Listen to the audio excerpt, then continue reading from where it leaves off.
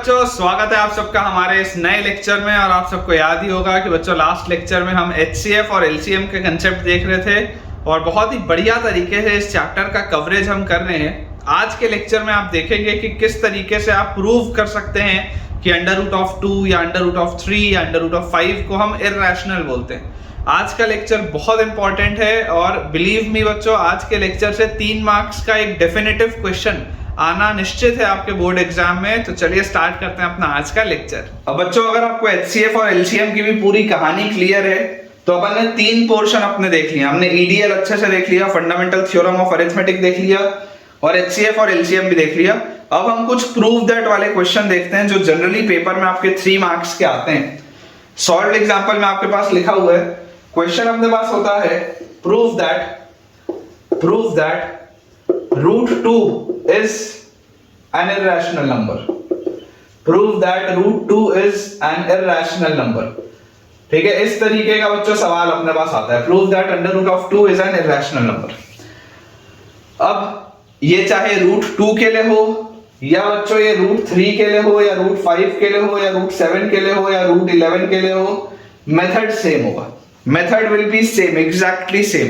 ठीक है, मेथड पूरा सेम होगा। तो मैं आपको सिर्फ रूट 2 के लिए इसको बता देता हूं, बाकी सब के लिए एज इट इज आप कर सकते हैं, कोई बहुत बड़ी बात नहीं।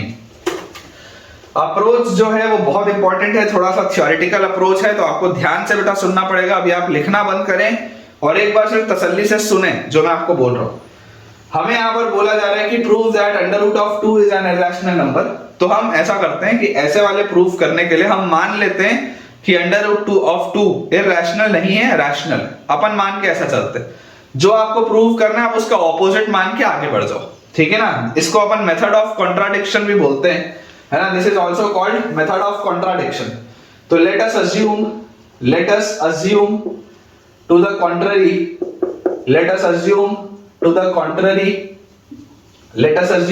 Contrary that root 2 is rational. Let us assume to the contrary that root 2 is rational. Upon root 2 को rational मान के आगे बढ़ते हैं। प्रूव आपको irrational करना है, मैं आपको बोल रहा हूँ rational मान के आगे बढ़ो। तो therefore root 2 can be expressed in the form of p by q. अगर root 2 rational होगा तो rational numbers को आप p by q के फॉर्म में रिप्रेजेंट कर सकते हैं, where p and q are integers, q is not equal to 0 और p and q are co-prime। ये अपन लिख सकते हैं यहाँ पे। ठीक है, जब हम इन्हें को-प्राइम बोलते हैं तो को-प्राइम बोलने का मतलब क्या है? को-प्राइम बोलने का मतलब होता है कि इन दोनों नंबर्स का HCF 1 है ना। को-प्राइम मतलब हाईएस्ट कॉमन फैक्टर इज 1, मतलब कि इन दोनों ही नंबर्स में p और q में 1 के अलावा और कोई भी कॉमन फैक्टर नहीं होगा। अगर आप इन्हें को-प्राइम बोलते हैं तब इसका ये मतलब होता है, क्योंकि रैशनल नंबर्स अपन ने डिफाइन ही इस तरीके से किया कि अगर आप रूट 2 को p by q के फॉर्म में बोलोगे तो p और q इंटीजर्स होंगे, q की वैल्यू कभी भी 0 नहीं हो सकती और p और q को-प्राइम भी होंगे। को-प्राइम नंबर्स मतलब जिनका हाईएस्ट कॉमन फैक्टर होता है 1। तो यहां तक तो क्लियर है। तो यहां से हम इसको देखो क्या लिख सकते हैं, therefore p will be equal to root 2 into q। यहां से हम p की वैल्यू को क्या लिख सकते हैं, under root of 2 into q। और अगर p की वैल्यू मेरे पास under root of 2 into q आ गई तो इसको स्क्वायर करने पे मेरे पास क्या आ जाएगा? स्क्वायर करने पे मेरे पास आएगा p square will be equal to 2q square. Square करते ही बच्चों मेरे पास आ जाएगा p square will be equal to 2q square. अब आपकी बुक में बेटा एक थ्योरम दिया है ना, वो एग्जाम पॉइंट ऑफ व्यू से इंपॉर्टेंट नहीं है, लेकिन उस थ्योरम को यहां पर यूज करना बहुत जरूरी है। थ्योरम आपको ये बोलता है कि अगर कोई प्राइम नंबर a स्क्वायर को डिवाइड करता है तो वो प्राइम नंबर a को भी डिवाइड करेगा। If p divides a square then p divides a। अगर कोई प्राइम नंबर किसी एक स्क्वायर वाले नंबर को डिवाइड करता है तो वो नॉर्मली a को भी डिवाइड करेगा। ये एक थ्योरम है, आपकी बुक में दिया हुआ है। तो जो मैं स्टेटमेंट लिख रहा हूं थोड़ा ध्यान से आप इसको बेटा ऑब्जर्व करिएगा कि यहां से आपको देखो क्लियरली दिखाई दे रहा है कि अगर p स्क्वायर की वैल्यू 2q स्क्वायर है, अगर p स्क्वायर की वैल्यू 2q स्क्वायर है तो इसका मतलब ये जो 2 जो है 2 एक प्राइम नंबर है, ये 2 जो है वो एक प्राइम नंबर है। तो अगर 2 इस p स्क्वायर को डिवाइड कर रहा है, if 2 divides p square then 2 must divide p। Theorem अपन क्या लिखेंगे, if 2 divides p square, if 2 divides p square then 2 must divide p, then 2 must divide p। ये अपने पास एक थ्योरम, बहुत इंपॉर्टेंट थ्योरम है, ये आपको लिखना है, एज इट इज स्टेटमेंट लिखना जरूरी है कि अगर 2 एक प्राइम नंबर है। अब देखो, अगर आपने रूट 3 के लिए किया होता तो यहाँ 3 आता, अगर आपने रूट 5 के लिए किया होता तो यहाँ 5 आता, अगर आपने रूट 7 के लिए किया होता तो यहाँ 7 आता, रिजल्ट सेम आता। ठीक है, तो अगर 2 एक प्राइम नंबर है, if 2 divides p square then 2 must divide p, ये बात क्लियर है। अब अगर बेटा 2 जो है वो p को डिवाइड कर रहा है, तो देयरफॉर p को आप कोई 2m के फॉर्म का बोल सकते हो। अगर p जो है वो 2 से डिविजिबल है, अगर 2 जो है वो p को डिवाइड कर रहा है, अगर 2 जो है वो p को डिवाइड कर रहा है, मतलब p कुछ 2m के फॉर्म का होगा, तभी तो 2 से डिवाइड होगा, अदरवाइज कैसे होता। अगर ये बेटा 2 इसको डिवाइड कर रहा है p को, तो p जरूर 2m के फॉर्म का होगा, तभी तो ये पूरी चीज आप बोल सकते हो ना कि 2 से डिवाइड होगा, अदरवाइज कैसे होता। ठीक है, तो अगर बेटा मैं यहां पर लिखता हूं कि p is equal to 2m, तो अब आप अगेन स्क्वायर करो, जैसे आप स्क्वायर करोगे तो आपके पास आ जाएगा p square will be equal to 4m square, और यहां पर आप देखो ध्यान से, p स्क्वायर क्या था, p स्क्वायर अपने पास था 2q स्क्वायर, तो यहां से अपने पास आ जाएगा 2q square is equal to 4m square, तो q स्क्वायर की वैल्यू अपने पास आ जाएगी 2m स्क्वायर। यहां से अपने पास q स्क्वायर की बच्चों वैल्यू आ जाएगी 2m स्क्वायर, और जैसे हमारे पास आ जाएगी q स्क्वायर की वैल्यू 2m स्क्वायर, तो अब अगेन आप देख सकते हो कि if 2 divides q square then 2 must divide q, then 2 must divide q। ये बात हम बोल सकते हैं कि if 2 divides q square then 2 must divide q, same result. तो क्लियरली मुझे दिखाई दे रहा है कि देखो p का भी एक फैक्टर 2 है, क्लियरली बच्चों 2 का भी एक फैक्टर 2 है, तो clearly we can say clearly both p and q have clearly both p and q have a common factor 2, have a common factor 2। आप क्लियरली बच्चों देख सकते हैं कि p और q दोनों में ही एक कॉमन फैक्टर आ रहा है 2 का। Clearly both p and q have a common factor 2, but p and q are co-prime, that is HCF of p and q is 1 according to our assumption। हमने जो assume किया था हमारे अजम्पशन के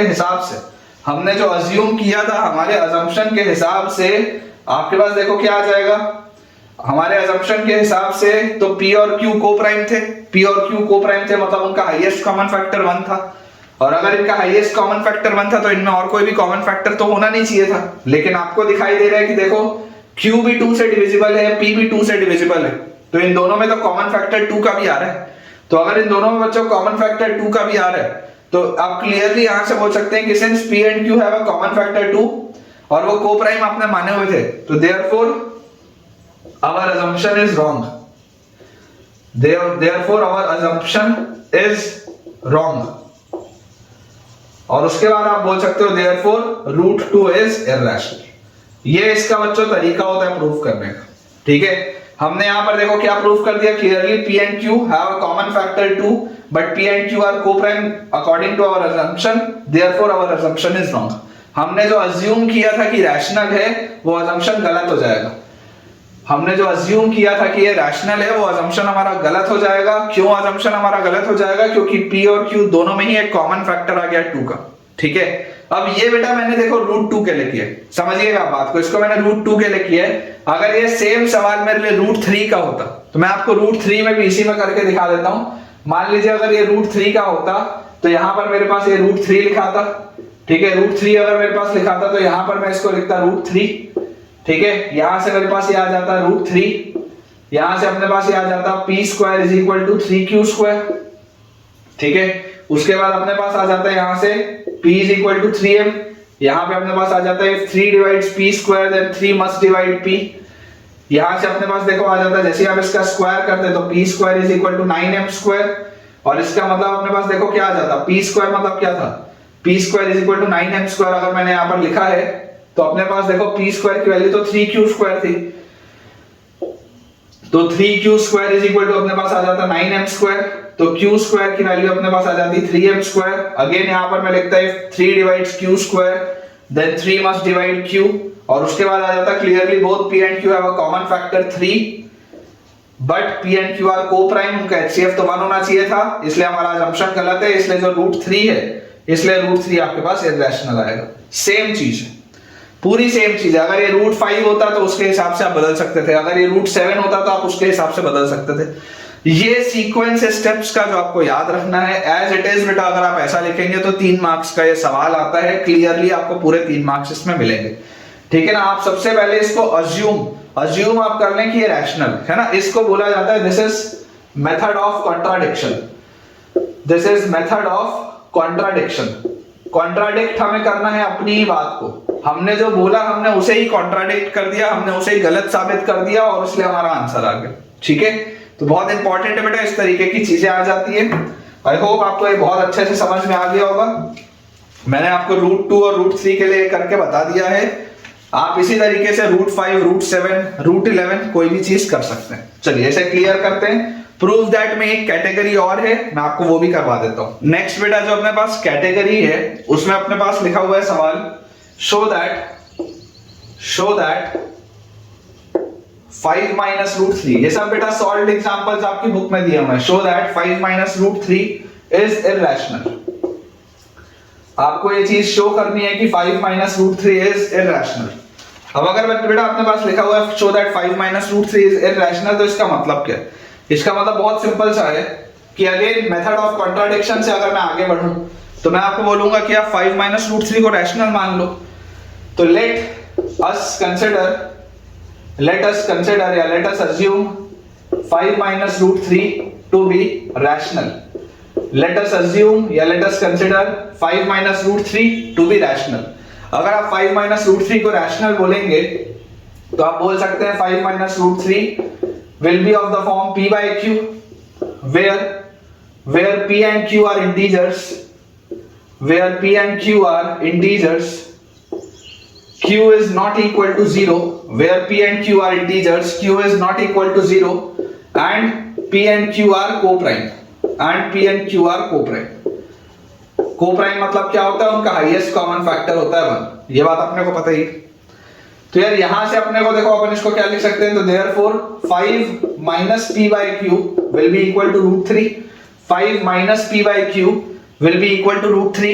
तो यहां से अपन इसको क्या बोल सकते हैं? This is 5q minus p by q is equal to √3, 5q minus p by q is equal to √3। ये अपने पास आ गई चीज। अब देखो क्लियरली आपको यहां पर दिखाई दे रहा है, clearly RHS is irrational, clearly RHS is irrational। ये जो राइट हैंड साइड है ये आपका irrational है। आपको बताइए कि √3 irrational है तो RHS is irrational, but LHS which is 5q minus p by q, 5q minus p by q, यार ये तो रैशनल है। p एक इंटीजर है, q एक इंटीजर है, तो 5q minus p जो आएगा आपके पास ये पूरा एक इंटीजर होगा, q भी एक इंटीजर होगा। तो but LHS is rational, LHS तो रैशनल है, RHS इररेशनल आ रहा है, LHS रैशनल आ रहा है। क्या ये कभी पॉसिबल है क्या? तो therefore LHS is not equal to RHS, so our assumption is wrong, our assumption is incorrect या is wrong। और फाइनली फिर आप बोल सकते हो कि therefore 5 minus √3 is irrational, therefore 5 minus √3 is irrational। बहुत आसानी से बेटा इस तरीके का कोई भी सवाल हो आप बना सकते हैं। प्रोसेस देख लीजिए, मैंने आपको बता दिया, प्रोसेस बिल्कुल सही है, बिल्कुल सीधा सा है कि 5 minus √3 अगर आपको इररेशनल प्रूव करना है तो आप उसे रैशनल मान लें। रैशनल मानने के बाद आप p by q के फॉर्मेट में बना के उसको सॉल्व करें, आपके पास आ जाएगा कि यार ये तो इररेशनल है लेकिन LHS तो रैशनल है। अब भला एक रैशनल और एक इररेशनल तो बराबर हो नहीं सकते, LHS और RHS बराबर नहीं है, इसलिए हमारा असम्पशन जो है वो गलत हो गया, है ना। क्योंकि आप लिख सकते हैं clearly RHS is irrational and LHS is rational, so rational is not equal to irrational, ऐसा भी आप लिख सकते हो। Rational can never be equal to irrational या LHS is not equal to RHS, तो अपना अजम्पशन गलत हो गया। और अगर अजम्पशन अपना गलत हो गया तो हमने जो उसको 5 - √3 को रैशनल माना था, ऑटोमेटिकली 5 - √3 क्या हो जाएगा, इरैशनल हो जाएगा। ठीक है, इस तरीके के सवाल के आने के चांसेस थोड़े से कम होते हैं। जो पिछला वाला मैंने आपको कराया था उसके आने के चांसेस बहुत हाई है। ठीक है, इसी पैटर्न का बेटा एक सवाल आपके पास और दिया हुआ है आपकी बुक में सॉल्व्ड एग्जांपल में, जिसमें बोल रहा है शो दैट 3√2 इज इरैशनल, है ना। अपने पास बेटा बुक में एक सवाल दिया हुआ है शो दैट 3√2 इज इरैशनल। अपन अब देखो मैं इसी सीक्वेंस में देखो मैं इसको लिखता हूं कि अपन बोल देते हैं let us consider 3√2 to be rational. आप फ्रेशली पूरा का पूरा लिखिएगा वीडियो पॉज करके। हम अज्यूम कर लेते हैं 3√2 को रैशनल। तो अगर बेटा 3√2 रैशनल होगा तो ऑटोमेटिकली आप बोल सकते हो कि 3√2 will be of the form p by q where p and q are some integers, q is not equal to 0 and p and q are co-prime, मतलब उसका हाईएस्ट कॉमन फैक्टर 1 है। तो यहां से अपने पास देखो क्या आ जाएगा बेटा, यहां से अपने पास आ जाएगा 5, यहां पे 5 तो ये वाला चीज माइनस हो जाएगा, हट जाएगा पूरा। तो p by 3q, this will be p by 3q, p by 3q will be equal to √2। ठीक है, और जैसे p by 3q is equal to √2 अपने पास आ गया तो क्लियरली अब आपको देखो दिखाई दे रहा है clearly RHS is irrational but LHS अपने पास देखो क्या लिखा हुआ है p by 3q। LHS अपने पास बच्चों लिखा हुआ है p by 3q but LHS which is p by 3q is rational. ठीक है ना, RHS जो है ये आपको RHS बच्चों इरैशनल क्लियरली यहां पर दिखाई दे रहा है, लेकिन जो LHS है, LHS देखो p रैशनल है, p आपके पास इंटीजर है, q आपके पास इंटीजर है, तो p by 3q क्या आ जाएगा, रैशनल हो जाएगा। अब भला एक रैशनल और एक इरैशनल तो बराबर हो नहीं सकते, इसलिए RHS और LHS दोनों अलग अलग है। इस वजह से हमारा जो assumption है वो गलत है and therefore we can clearly say that 3√2 is irrational। ठीक है, therefore we can clearly say that 3√2 is irrational। तो बहुत आसान से बच्चों ये सवाल है और आप सबसे ही बनने चाहिए। अगर आपको ये वाली भी चीज अच्छे से क्लियर हो गई है तो अब इसके बाद आपके पास बेटा बुक में दिया हुआ एक्सरसाइज 1.3 है ना, इसके बाद हमारी बुक में हमारे पास लिखा हुआ है एक्सरसाइज 1.3। अब एक्सरसाइज 1.3 में बच्चों मुझे ऐसा लगता है कि ऐसी कोई भी चीज नहीं है जो आपकी अटके, मतलब क्वेश्चन नंबर 1, क्वेश्चन नंबर 2 और क्वेश्चन नंबर 3 तीनों ही चीजें मैंने आपको करा दी है। 3 तरीके के सवाल हो सकते थे, तीनों ही चीजें मैंने आपको करा दी हैं एक्सरसाइज 1.3 की।